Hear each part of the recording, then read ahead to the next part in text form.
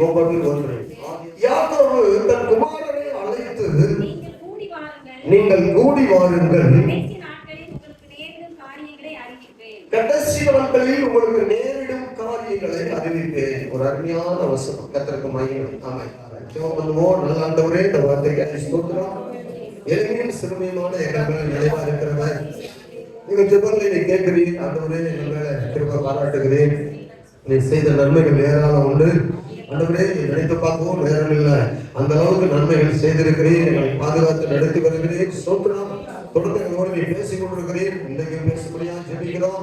ஆண்டவரே, விசுவாசிக்கிறோம். உடைய வார்த்தைகளினால் எங்களை நடத்துங்க. உடைய வார்த்தைகளினால் எங்களை போசிங்க. உடைய வார்த்தையினால் எங்களை நம்பிக்கை ஊட்டுங்க.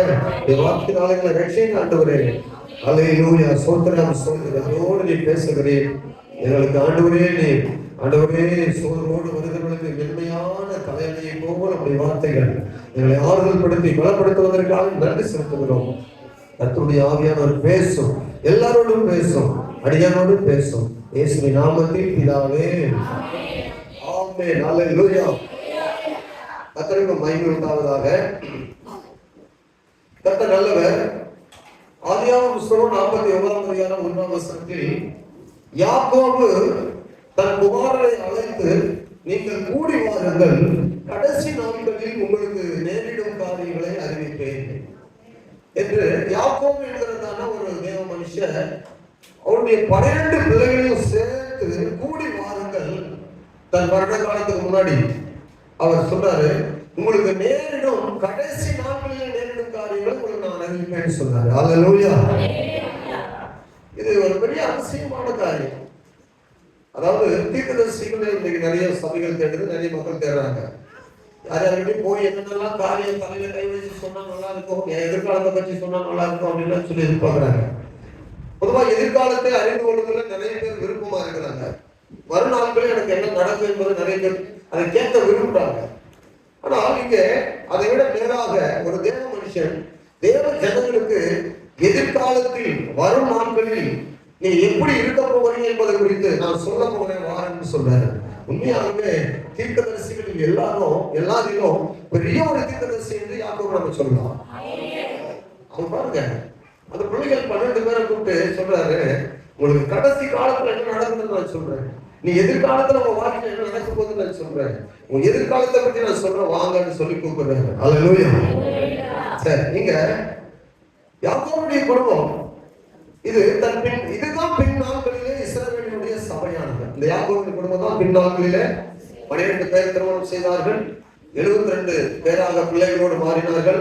72 பேர் சேர்ந்து பஞ்சப்பிழைக்க யாக்கோபு குடும்பமாக மொத்தமாக 72 பேராக எகிப்துக்கு போனார்கள்.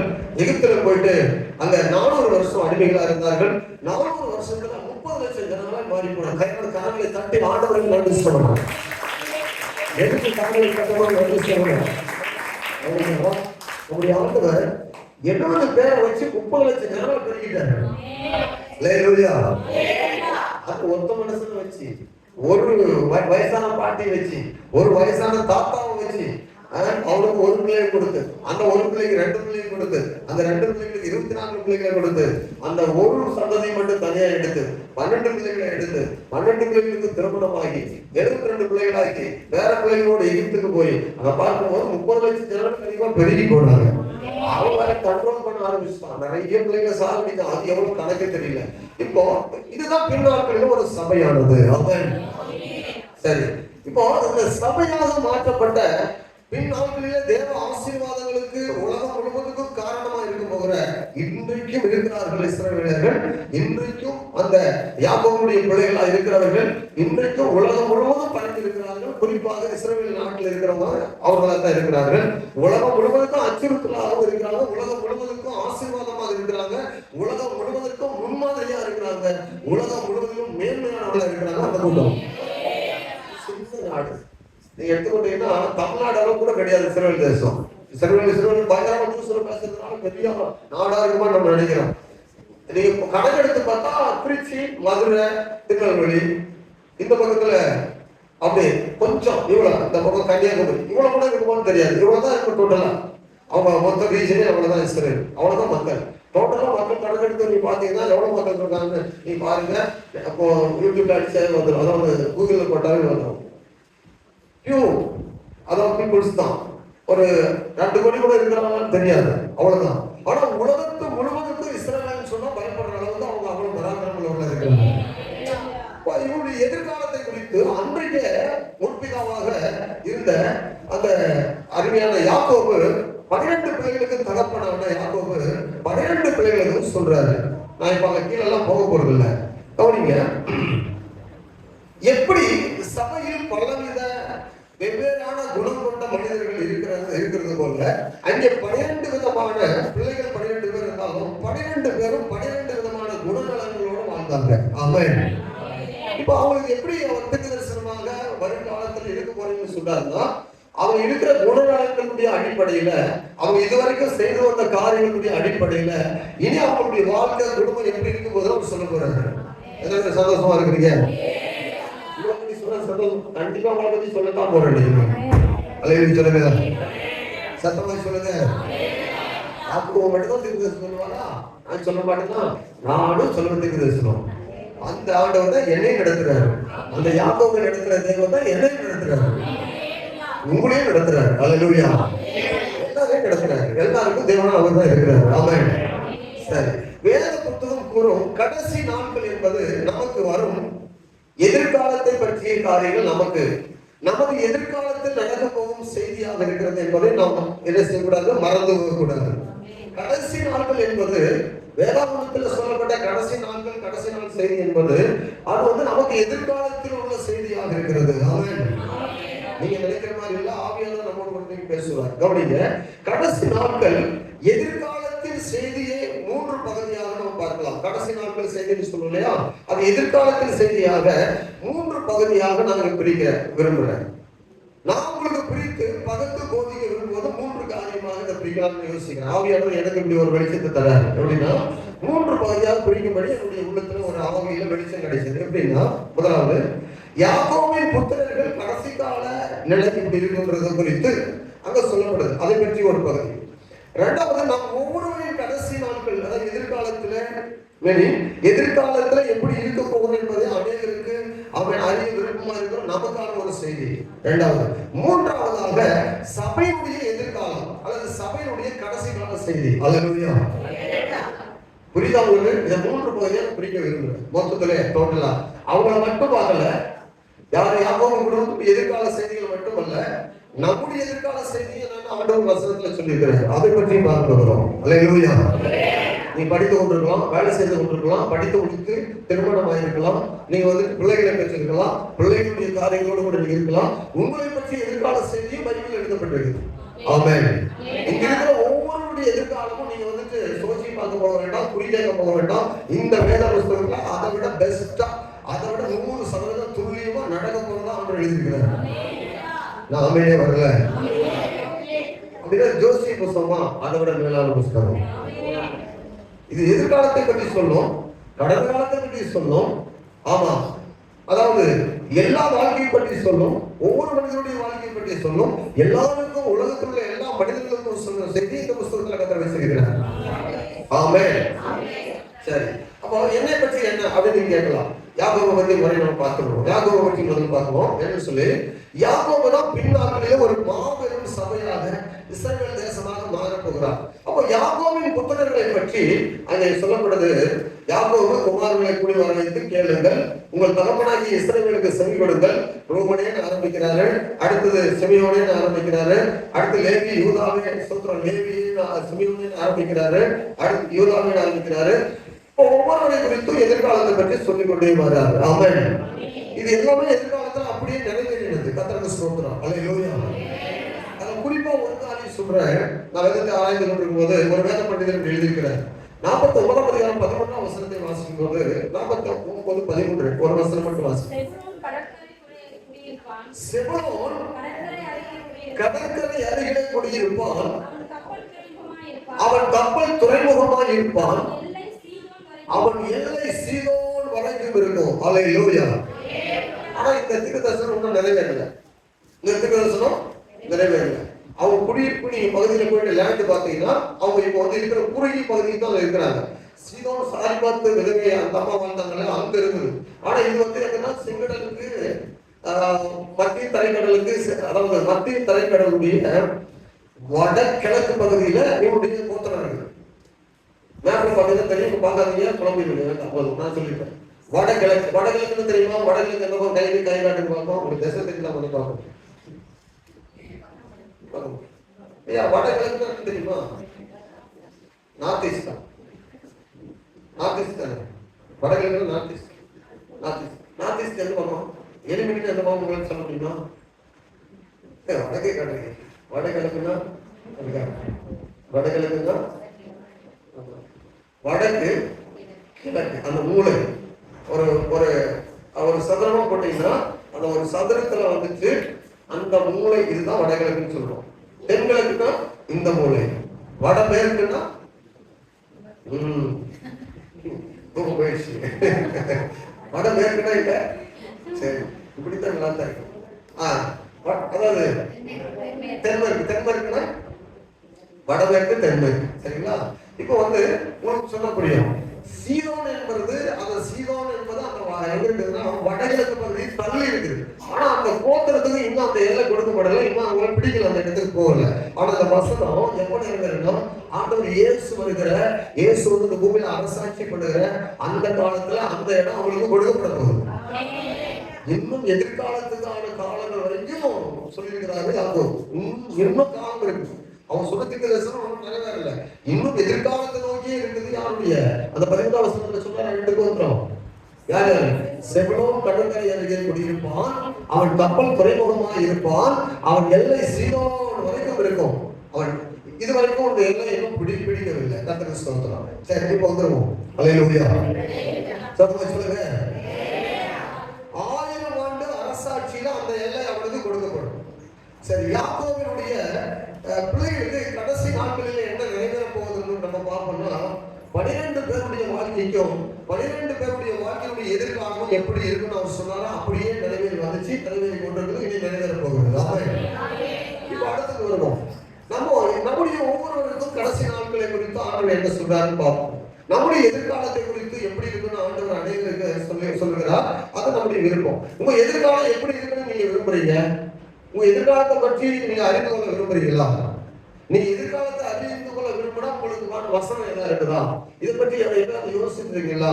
உங்க எதிர்காலத்தை குறித்து ஏதாவது தேவன் சொன்ன அதாவது காரியங்கள் உங்களுக்கு வசனத்துல ஞாபகம் வருதா? அப்படி இருந்தா சொல்ல பார்ப்போம். அது என்ன எதிர்காலத்துல குறித்து உங்களுக்கு ஞாபகம் வருது வசனங்கள்? உங்களுடைய எதிர்காலத்தில் ஒவ்வொருடைய எதிர்காலத்தை குறித்து ஆண்டு சொல்லியிருக்கிறார். இப்ப சங்கீதத்தை எடுத்துக்கொள்ளுங்கள. சங்கீதம் 1ஆம் சங்கீதம் 1-3 வசனம் வாசிக்கல. சங்கீதம் 1ஆம் சங்கீதம்.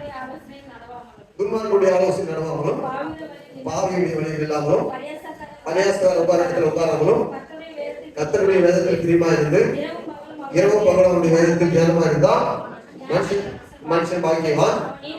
அவன் நீர்கால் உணவை நடப்பட்டு தற்காலத்தில் தன் கனியை தந்து நடத்தை கொண்டிருப்பான். நல்லா கவனிங்க. உங்களை குறித்து ஒரு தீர்க்க தரிசனம் இருக்குது. உங்களை எதிர்காலத்தை குறித்து ஒரு தீர்க்க தரிசனம் இருக்குது. உங்களை பற்றிய வசனம் சொல்றது. நீங்க செய்வதெல்லாம் வாய்க்கும். பதக்கமாக பார்த்து சொல்லுங்க. கையை பிடிச்சி வளர்ந்து. ஆமா, நீங்க செய்வதெல்லாம் வாய்க்கும். அல்லேலூயா.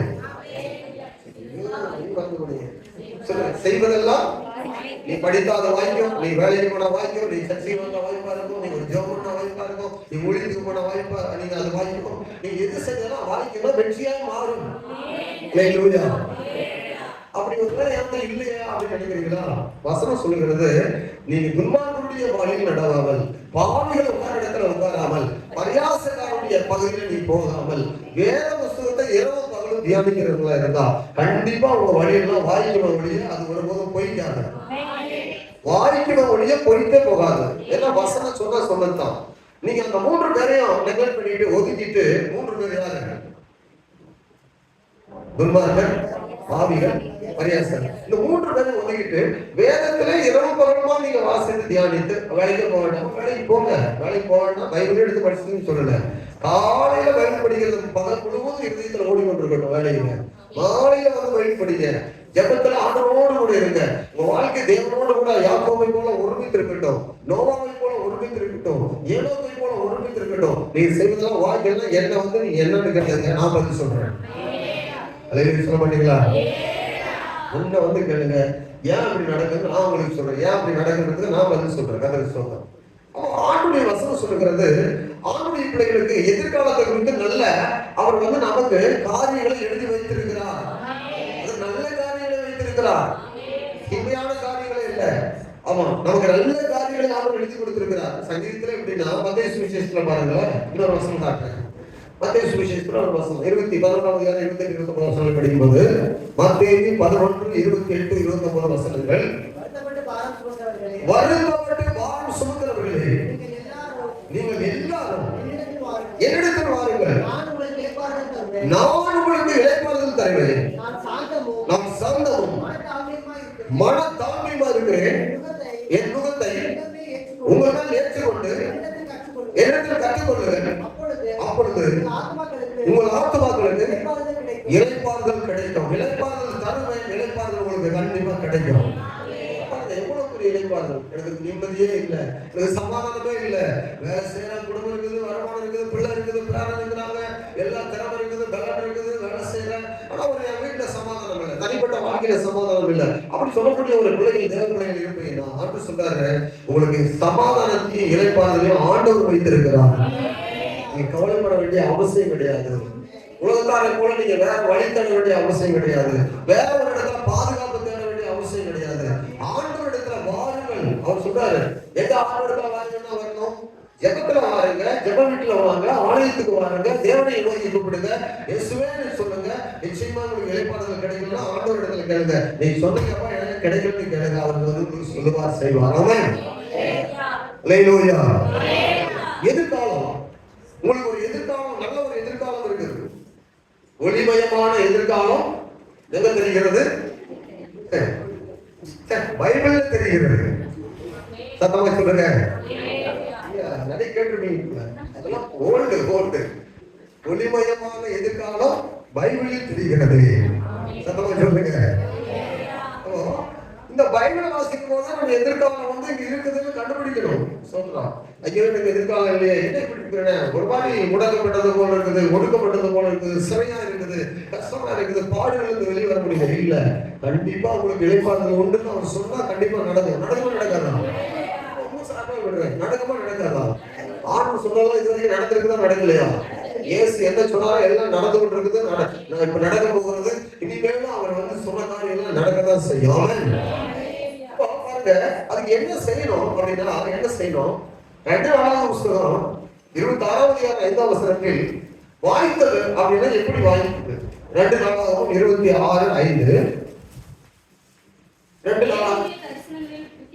தேவனுடைய தரிசனங்களில் புத்திமானா இருந்த சகரியா தீர்க்கதரிசியின் நாட்களிலே தேவனை தேட மனதிறங்கி இருந்தான். அவன் கர்த்தரை தேடின நாட்களில் தேவன் அவன் காரியங்களை என்ன செய்தாரு? வாய்க்க செய்தாரா இல்லையா? வசனம் சொல்லுகிறது, சகரியா தீர்க்கதரிசனம் சொன்னா கர்த்தருக்கு பிரியமா நடப்பா, ஆண்டவர் சொல்றதை கேளுப்பா, உலகம் சொல்றதை கேட்காதப்பா, உனக்கு வாழ்க்கைன்னு சொன்னா.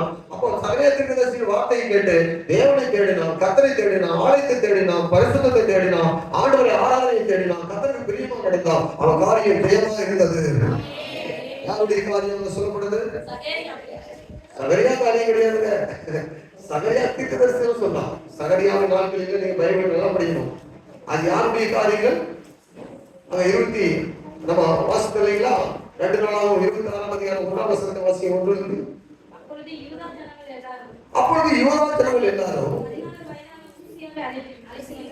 16 வயதான உசியாவை அழைத்து அவருடைய தகப்பனாகிய அமத்சியாவின் ராஜஸ்தானத்தில் அவனை என்ன செய்தார்கள்? ராஜாவாக்கினார்கள். உசியா ராஜாவாகிற ஒரு 16 வயதாக இருந்து 52 வருஷம் எருசலேமில் அரசாண்டான். எருசலேம் நகரத்தான அவன் தாயின் பெயர் எக்கோனியால். அவன் தன் தகப்பனாகிய அமத்சியா செய்தபடியெல்லாம் கர்த்தரின் பார்வையை செவ்வையானது செய்து தேவனுடைய தரிசனங்களில் புத்திமானா இருந்த சகரியாவின் தீர்க்கதரிசன நாட்களில் தேவனை தேட சொன்னபடியெல்லாம் மனதிறங்கி இருந்து கர்த்தரை அவன் தேடின நாட்களில் அவன் காரியங்களை கர்த்தர் வாங்கிய செய்தார். அல்லேலூயா. உசியா யாருடைய பேர் என்னது? உசியாவை சொல்லலாம், யோசபாத் சொல்லலாம், யோசியாவை சொல்லலாம், யெகூவை சொல்லலாம், எலிசாவை சொல்லலாம், எலியாவை சொல்லலாம், நிறைய பரிசுத்தவான்களை சொல்லலாம். இவங்க காரியமெல்லாம் வாய்த்தது. காரணம் என்னன்னா அவங்க எதிர்காலத்தை பற்றி அவங்க அறிந்திருந்தார்கள். கர்த்தர் இப்படி சொன்னா எனக்கு செய்வார் நம்பி செயல்பட்டார்கள். கர்த்தரை தேடினா நடக்கும்னு விசுவாசித்தாங்க. ஜெபம்னு சொன்னா ஜெபம்னு சொல்லும்போது ஆண்டவரை தேடினாங்க. வேதத்தை வாசிக்கும் போது வேதத்தை வாசித்தாங்க. உபவாசம் ஜெபம் பண்ணும்போது உபவாசம் பண்ணினார்கள். கர்த்தருக்கு பிரியமானதை மட்டும் செய்யலாம், கர்த்தருக்கு பிரியமானதை மட்டும் செய்யலாங்க. உலகத்துக்கு போகல அவங்க போகல. தேவனுக்கு பிரியமா நடந்ததுனால அவங்க காரியம் எல்லாம் ஜெயமா இருந்தது. தேடினாங்க, வாய்த்தது. எனக்கு ஏன் படிக்க வரல, எனக்கு ஏன் வேலை லேட்டா இருக்கும், வேலை லேட்டா அவ்வளவு பிரச்சனை இல்லை. ஆண்டு கொஞ்சம் பாடங்களை கற்றுக் கொடுத்து தருவார். உடனே கிடைக்காம இருக்கலாம், கவலைப்பட வேண்டாம், கற்று தருவார். ஆமென். எனக்கு நேற்று நேரத்துல இந்த காரியம் நடக்கல, கண்டிப்பா ஆண்டு தருவார். உங்களுக்கு சில காரியங்களை நீங்க எப்போ உங்களுக்கு ஒரு காரியம் லேட் ஆகுதோ அப்ப ஆண்டு பெஸ்டானது எது தர போறான்னு அர்த்தம். அதை கவனிங்க. சீக்கிரமா கிடைக்கிறத விட, அதாவது ஒரு வசனம் சொல்ற நீதிமொழிகள்ல துரிதமாய் கிடைத்த ஆசீர்வாதத்தை விட, ஆமா அது நினைத்தரான்னு சொல்லக்கூடாது, துரிதமாய் கிடைத்த ஆசீர்வாதத்தை விட காத்திருந்து ஒரு பெற பாருங்க, அது ரொம்ப நேர்த்தியா ஆண்டு தருவாங்க. அது அருமையானதா இருக்கும். கர்த்தர் கொடுத்தா அதுல எந்த பிசங்களும் இருக்காது. கர்த்தர் ஏன் இதெல்லாம் இவ்வளவு தடை வருது, இதெல்லாம் ஆண்டு சோத்திரம் பண்ணிட்டே இருங்க, சோத்திரம் பண்ணிட்டே இருங்க. தடை வருதா, போராட்டங்களா, குடும்பத்துல பிரச்சனை இருக்குதா, எல்லாரும் சோத்திரம் பண்ணிட்டே இருங்க. கர்த்தரோட பெரிய காரியம் வாழ்க்கையில நடந்துற போது அவரை எல்லாம் உங்க வாழ்க்கையில அவன் பிரச்சனைகள் போராட்டங்கள் உங்க வாழ்க்கையை மோதி அசைந்து விட போகுது இல்ல. கர்த்தருக்கு தெரியும். சோத்திரம் ஆண்டவரே, யோகு சொன்னார்களே, ஆண்டவரே சோத்திரம் சோத்திரம் சோத்திரம், எல்லாருக்காக சோத்திரம் பண்ணி கொண்டே இருங்க. கர்த்தர் அருமையான காரியங்களை உங்க வாழ்க்கையில் செய்வார். உங்க எதிர்காலம் நன்றாக இருக்க போகிறது. நிச்சயமாகவே உங்களிடத்துல வாழ்க்கையில கர்த்தர் ஒளிமயமாகவே இருக்க போகிறது. ஆசீர்வாதமா சாதாரணமா உங்களுக்கு மட்டுமல்ல, உங்களை கொண்டு அநேகருக்கு நீங்க ஆசீர்வாதமா மாற்றுவதுதான் தேவனுடைய சித்தம். வசனம் சொல்லுகிறது, நம்ம எதிர்காலத்தை பற்றி நீ எப்படி சொல்ல முடியும்னா, தேவனை தேடினா உங்க எதிர்காலம் நல்லா இருக்குன்னு அர்த்தம். தேவனை விசுவாசித்தா மகிமையானவர்களை திறப்போன்னு அர்த்தம். ஆண்டுடைய ஆலயத்துல அடிக்கடி உங்களை பார்த்தா கர்த்தர் மேல பிரியமா இருக்கிறான்னு அர்த்தம். ஞாயிற்றுக்கிழமை வேலைக்கு போனீங்கன்னா அதாவது சபைக்கு வராம ஏதோ டேஞ்சர் நடக்க போகுதுன்னு அர்த்தம். என்ன வேலையா வரல, வாரம் முழுவதும் வசனத்தை கேட்டு வாரத்தான் ஒரு நாள் சர்ச்சைக்கு வரணும்னா ஏதோ பிரச்சனை நடந்து கொண்டிருக்குதுன்னு அர்த்தம். வாரம் முழுவதும் சபையில உங்களை காணணும்னா ஏதோ நடந்து கொண்டிருக்குது, பெருசா நடக்கும் போது எதிர்காலத்தில் மறந்து விடாம வைத்துக் கொள்ளுங்க. அல்லேலூயா. கீழ்படிகிற போது பெரிய ஆசீர்வாதம் உண்டு, கீழ்படியாத போது பெரிய ஒரு விளைவு உண்டு என்பதை நம்ம மறந்துடக்கூடாது. ஆமென் சொல்லுங்க. ரெண்டு காரியத்தை உங்களுக்கு சொல்ற வாழ்க்கையில உங்க எதிர்காலத்தை பற்றி நான் திரும்பமா சொல்றேன். ரெண்டு காரியத்தை உங்களுக்கு சொல்றது நீங்க புரிந்து கொள்ளுங்க. நீங்கள் தேவனை தேடுவது உண்மையானா, தேவனை தேடுவதில் நீங்க உண்மையா இருக்கிறீங்கன்னா, கர்த்தரை தேடுகிற காரியங்கள் நீங்க மனதை இணைந்து இருக்கிறீங்கன்னா, கண்டிப்பா உங்களுக்கு ஒரு மகிமையான எதிர்காலம் தான் இருக்குது என்பதை மறந்து போகக்கூடாது. பிரச்சனைகள் வரலாம், போராட்டங்கள் வரலாம், எதிர்ப்புகள் வரலாம், சிங்க குகையா இருக்கலாம், அதாவது வெறும் புள்ளியில கொண்டு போய் போடலாம். ஆனா அவங்க எதிர்காலம் எல்லாம் மகிமையானதா இருக்குதா இல்லையா? நம்ம அங்கெல்லாம் போகல, அவங்க எல்லாம் சொல்றதுக்கு போகல.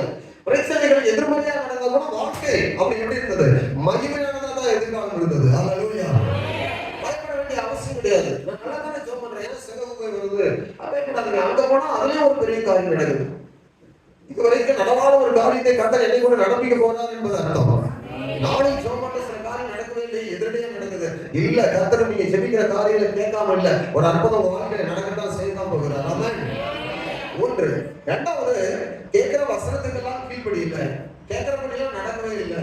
வசனத்தை ஒரு பக்கத்துல போட்டு காதுல எவ்வளவு போகல, அப்படியே போட்டு வாரம் முழுவதும் போயிட்டு படுத்து ஞாயிற்றுக்கிழமை மட்டும் கேட்கறேன்னா இது போகிற போக்குல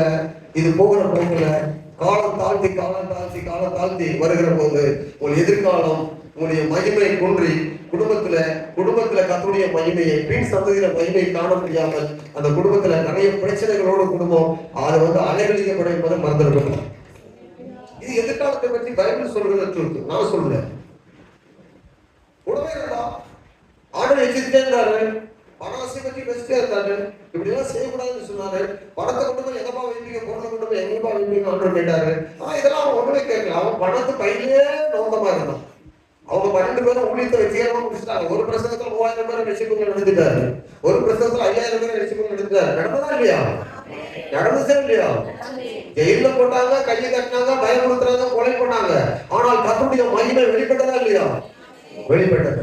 ஆனால் ஒரு உன்னுடைய வாழ்க்கை எதிர்காலம் தோல்வியா முடிய போகுது அப்படின்னு ஆண்டு சொன்னாரா? நீ இப்படி போனா, பணத்துல போனா, பொருளாதாரத்துல போனா, விக்கிரக ஆராதனைக்குள்ள போகிற, எதிர்காலம் தோல்வியா முடியும்னு சொன்னாரா? அவன் வாழ்க்கையில வந்து கேட்காம போயிட்டே இருந்தானா, தேவ சட்டத்துக்கு கீழ்படியாம போயிட்டே இருந்தானா, நான் ஒப்பு கொடுக்கல, பாவத்தை அறிக்கையில, நான் தப்பு பண்ணிட்டு ஆண்டவரே ஒப்பு கொடுக்கணும்னு சொல்லல. ஆனா எதிர்காலம் மிக மோசமாய் போய் முடிந்தது. யாருக்கு?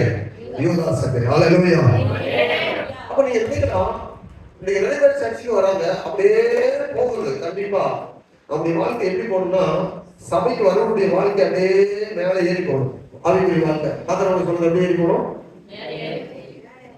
நேரா போகுதுன்னா நேரா போற மாதிரியே தெரியும், டக்குனு கிடையாது. நேரா தான் போகுது. பாஸ் சொல்றதுனால கீழ்படி நல்லா தான் இருக்கிறேன், வேலைக்கு போற நல்லா தானே வீட்டுக்கு வரேன், சாப்பிட நல்லா தானே சேர்த்து வாங்குது. நான் சொன்னா கீழ்படியாம தானே இருக்கிறேன், நான் நல்லா தான் இருக்கிறேன். ஓகே, நல்லா தான் இருக்கும். அடிக்கடி கடித்து கொள்ளப்பட்டும் தன் கடினப்படுத்துகிறவன் சடுதின்னு சொல்லப்படுது.